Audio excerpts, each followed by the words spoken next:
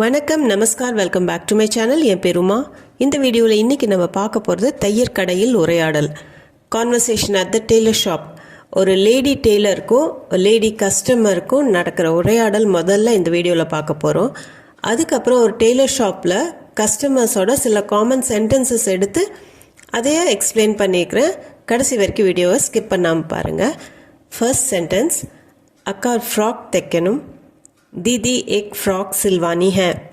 दीदी ना अक्का, एक फ्रॉक और फ्रॉक, सिलवानी है அப்படின்னா தைக்கணும். एक फ्रॉक सिलनी है அப்படின்னு சொல்லலாம். ஆனால் இந்த இடத்துல நம்ம டெய்லர் மூலமாக தைக்கிறதுனால एक फ्रॉक सिलवानी है அப்படின்னு சொல்லுவோம். दीदी एक फ्रॉक सिलवानी है.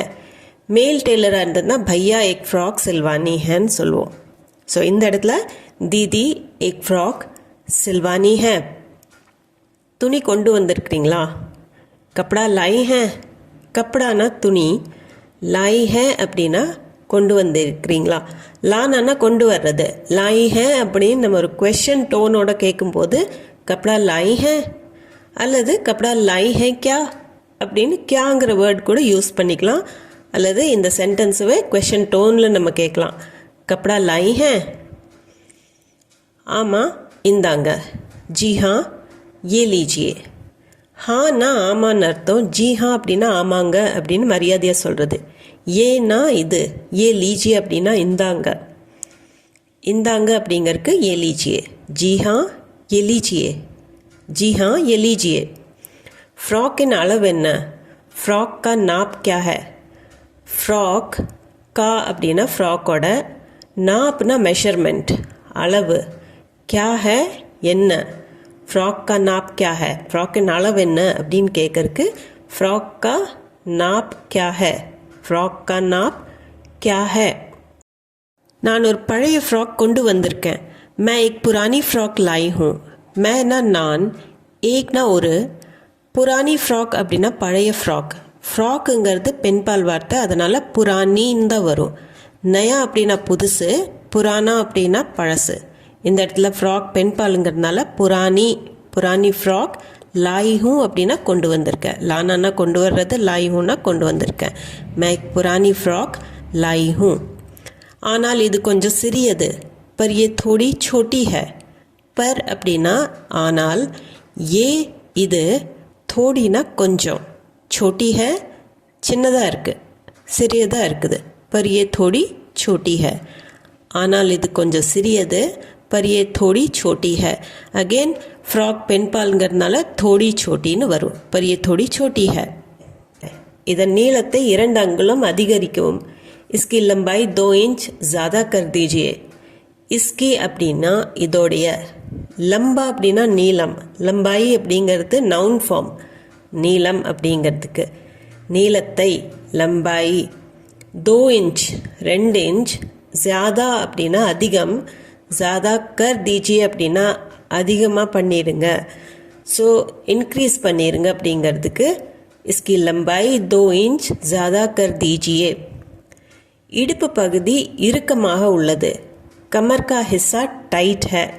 कमर அப்படின்னா இடுப்பு, ஹிஸ்ஸானா பகுதி. कमर का हिस्सा இடுப்புடைய பகுதி, டைட் है இறுக்கமாக உள்ளது. இந்த இடத்துல டைட்டுங்கிற வேர்டு இங்கிலீஷ் வேர்ட் தான். இன்னொரு வேர்ட் டைட்டாக இருக்கிறதுக்கு கசா ஹுவா ஹை அப்படின்னு கூட சொல்லலாம். கமர் கா ஹிஸ்ஸா டைட் ஹை, கமர் கா ஹிஸ்ஸா கசா ஹுவா ஹை அப்படின்னு சொல்லலாம். இடுப்பு பகுதி இறுக்கமாக உள்ளது. கமர் கா ஹிஸ்ஸா டைட் ஹை. இடுப்பு பகுதி கொஞ்சம் தளர்வாக இருக்கிறது அப்படிங்கிறதுக்கு கமர் கா ஹிஸ்ஸா தோடா ढीला है. நம்ம லாஸ்ட் சென்டென்ஸில் கமர் கா ஹிஸ்ஸா டைட் ஹேன்னு சொன்னோம், கசா ஹுவா ஹேன்னு சொல்லலாம். அதோட ஆப்போசிட் வந்து ढीलाங்கிறது அர்த்தம், லூஸாக இருக்கிறதுக்கு ढीला.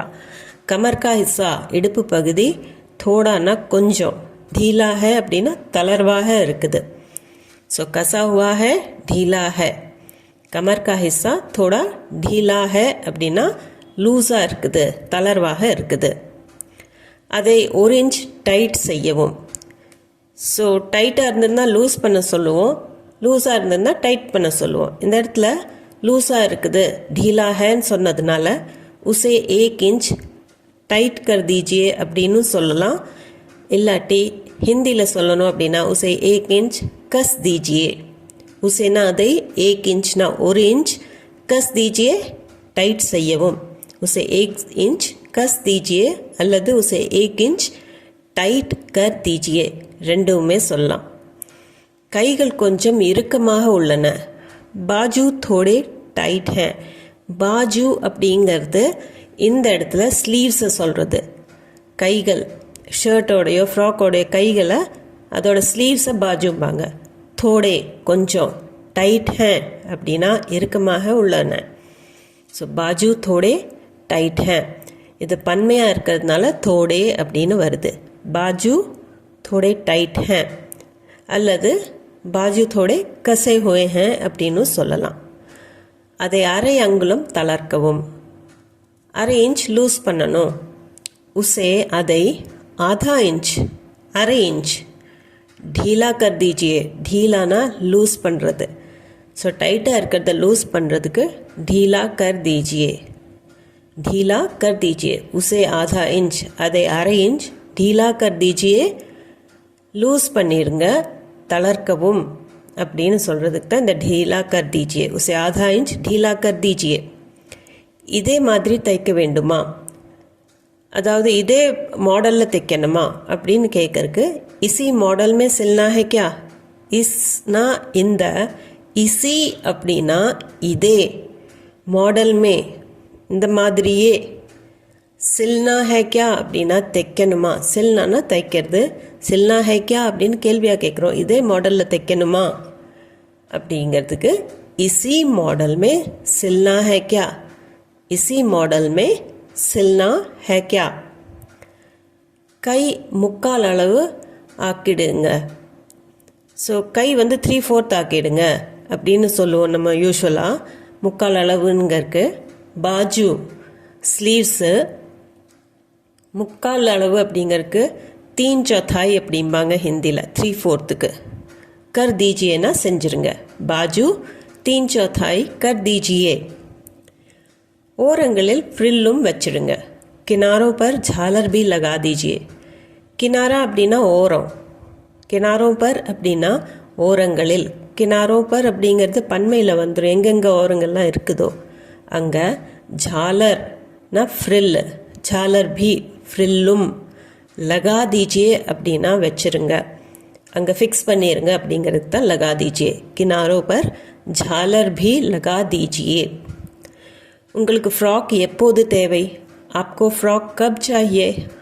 ஆப்கோ அப்படின்னா உங்களுக்கு, ஃப்ராக் கப்னா எப்போது, சாஹியே அப்படிங்கிறது தேவைக்கு சொல்லலாம், எப்போ வேணும் அப்படிங்கிறதும் கேட்கலாம்.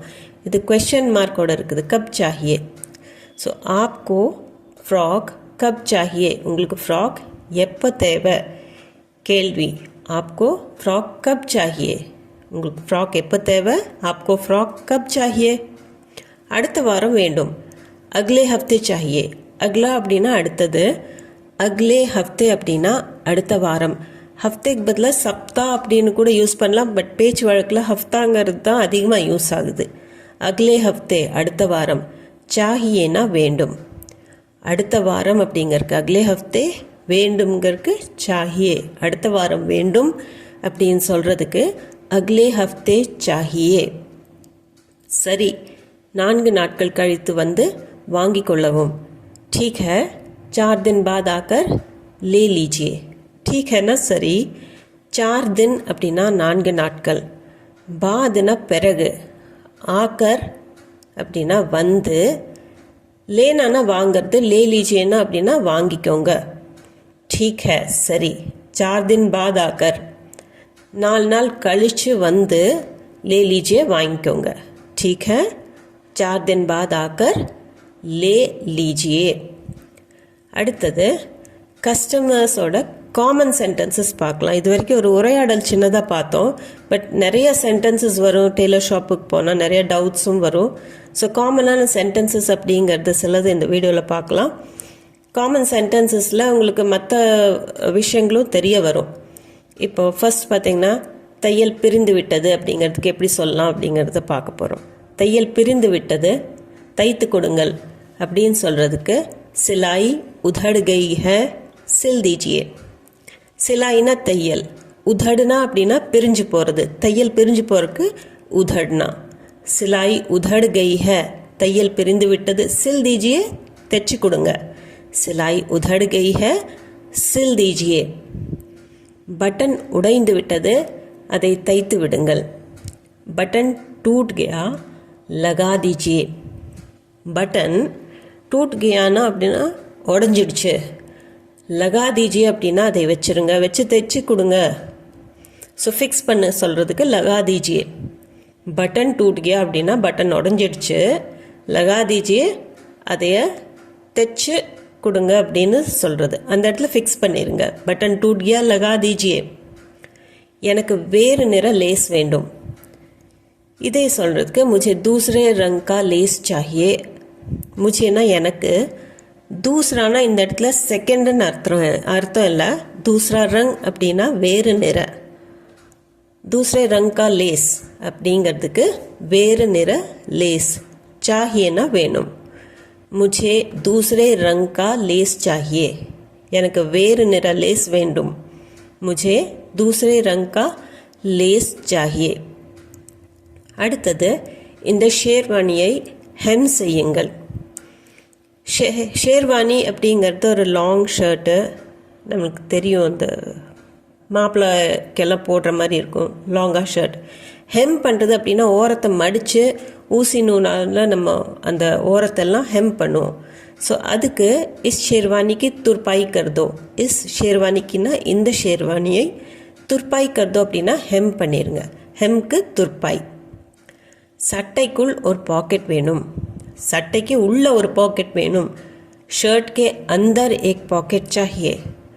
ஷர்ட் கே அந்தர் அப்படின்னா சட்டைக்கு உள்ள, ஏக் பாக்கெட் ஒரு பாக்கெட், சாஹியேனா வேணும். ஷர்ட் கே அந்தர் ஏக் பாக்கெட் சாஹியே. இப்போ உள்ள வேணும் அப்படின்னு சொல்கிறதுக்கு தான் அந்தர்.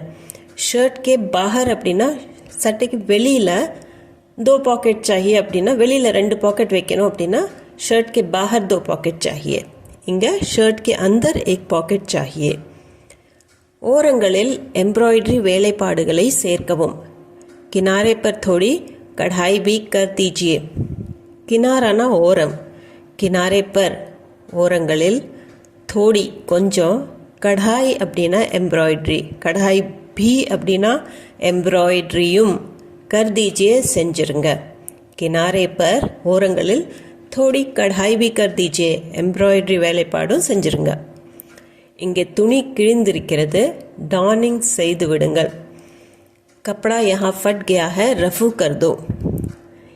இங்கே துணி கிழிஞ்சிருக்கு, இந்த இடத்துல சின்னதாக ஒரு கிழிஞ்சிருக்குது கொஞ்சம் அப்படின்னு சொல்கிறதுக்கு, கொஞ்சம் கிழிஞ்சிருக்கு அப்படிங்கிறதுக்கு ஹிந்தியில் ஃபட் கயா ஹேன்னு சொல்லுவோம். கப்படா யஹா ஃபட் கயா ஹை. கப்படானா துணி, யஹானா இங்கே, ஃபட் கயா ஹை அப்படின்னா கிழிஞ்சிருக்குது.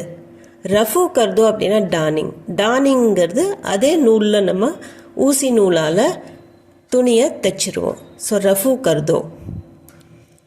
தையல் வேலைகளில் நேர்த்தி இருக்க வேண்டும். சிலாய் மே சஃபாய் ஹோனி சாஹியே. சிலாய் மே அப்படின்னா தையலில், தையல் வேலையில்.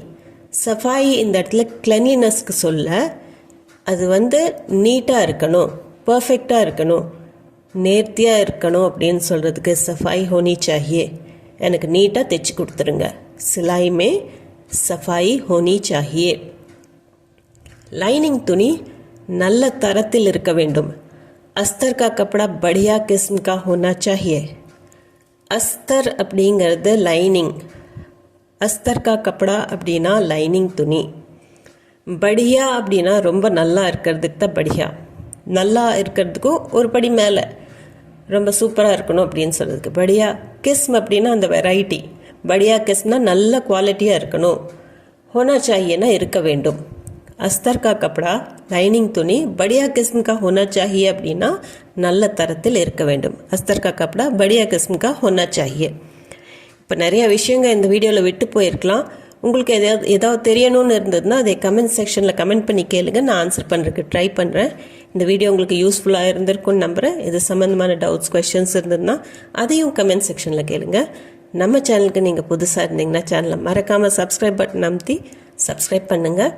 இந்த வீடியோ பிடிச்சிருந்தால் லைக் பண்ணிவிட்டு ஹைப் பாயிண்ட்ஸும் கொடுத்துட்டு உங்கள் ஃபேமிலி அண்ட் ஃப்ரெண்ட்ஸ் சர்க்கிளில் யாராச்சும் ஹிந்தி தேவைப்பட்டதுன்னா உங்களுக்கு கண்டிப்பாக ஷேர் பண்ணிக்கோங்க. நான் மீண்டும் ஒரு வீடியோவில் உங்களை சந்திக்கிறேன். தேங்க்யூ ஃபார் வாட்சிங்.